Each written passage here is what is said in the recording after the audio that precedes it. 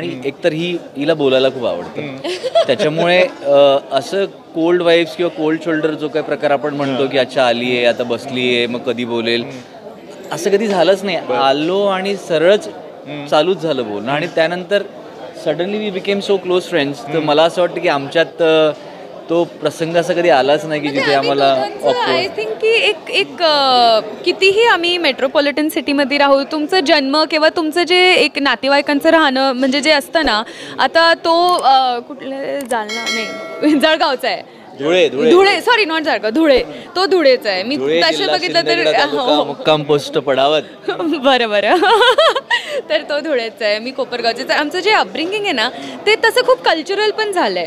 So आम्ही खूप असे रिअल बिंदास एकदम नॅचरल लोक आहोत, म्हणजे छोट्या शहरातून गावाकडनं आलेले आहोत. म्हणजे जरी आज जगभर फिरलो आहोत किंवा खूप आयुष्य बदललं आहे सिनेमात आल्यानंतर, तरीसुद्धा जे मूळ आहे, जे रूट्स आहेत ते गावाखेड्याकडचे आहेत, सर्वसामान्य परिवारातले आहेत.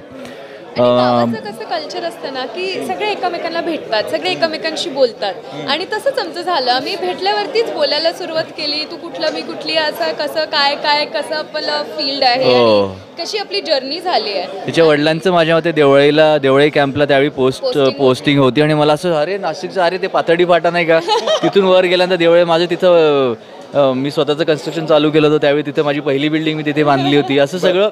And of course that respect for being army officer was there.